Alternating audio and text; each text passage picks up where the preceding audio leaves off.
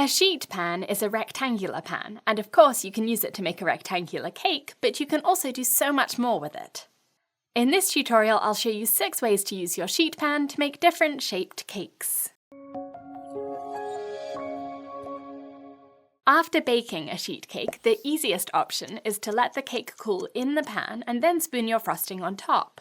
Spread it around while the cake is still in the pan. This way you don't have to worry about frosting the sides of the cake or finding a cake board or platter big enough to put the cake on. You can wiggle your spatula back and forth to add some texture, or scrape from side to smooth the frosting, which you can then decorate with sprinkles or piping or a buttercream transfer or whatever you like. Make mini cakes using a sheet cake by using a round cookie cutter to cut out circular cake layers.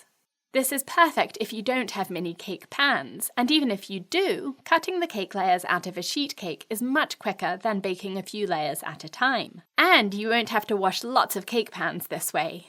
If you don't have a round cookie cutter, you can use the rim of a glass instead. And although the edges won't be as neat, by the time you've frosted and decorated the mini cakes, you would never know what the edges look like inside. These mini cakes can be turned into lunchbox cakes to take to school or work, or share them with a loved one for a small celebration. Number cakes can be cut out of sheet cakes instead of buying special pans for each individual number. Use a piece of paper the same size as the cake, folding it in half and then drawing the number onto it. Cut it out and place it on the cake to cut around. I like to use 2 layers so that you can add piping in the middle and on top of the cake. I'm using a 1M star tip to pipe these rosettes. While the frosting is still soft and sticky, you can add whatever decorations you like on top, and they'll attach easily. Number cakes are really quick to put together, and if you struggle with getting smooth frosting on your cakes, you can skip that on these. They do dry out quickly though, because there's no frosting to seal in the moisture around the sides of the cake. So don't make these more than a day in advance, and store them in an airtight container, like a Tupperware, or in a cake box with a lid. You can make layer cakes out of sheet cakes using a cake ring. With a 6-inch cake ring, you can get 2 full circles out of a 9 by 13-inch sheet cake and 2 semicircles, as well as some cake scraps which you'll need in a minute. You can divide the cake layers in half if you like. Now alternate cake and filling to assemble your cake.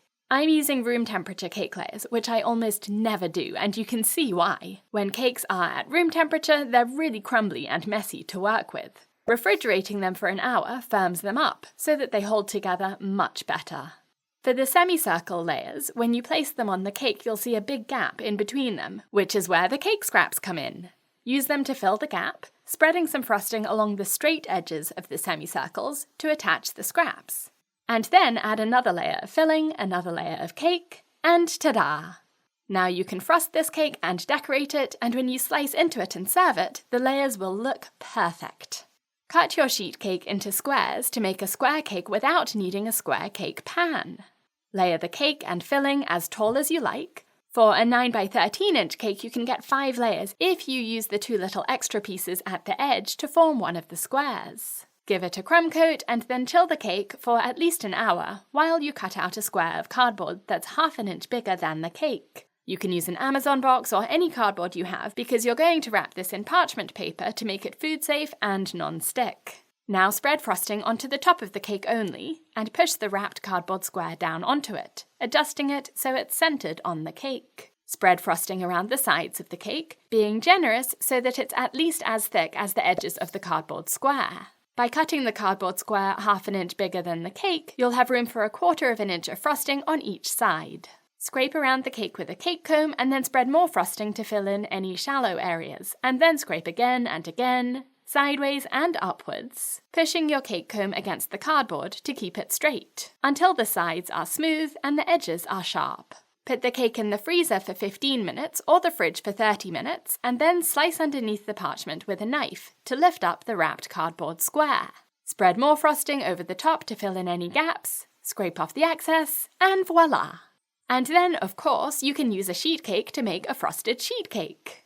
The trick for this is to use cold cake layers, which will stay firm and keep their position on the cake board, and also help you get sharp angles around the corners. Get the crumb coat as angular as you can, since that forms the shape that the final layer of frosting sits on top of. Push the frosting on top all the way over the edges of the cake, and around the sides, make sure it sticks up above the top edge of the cake, and also push it over the edges at the sides, so that when you smooth the frosting, you'll create sharp angles around the corners and also from the sides onto the top of the cake. Add a border, and then decorate the top for your celebration. These are so easy to serve, and a 9 by 13 inch cake like this can serve 30 people. I hope this tutorial has been useful. Visit my cake school on BritishGirlBakes.com to learn hundreds of cake decorating techniques and designs. Thanks for watching.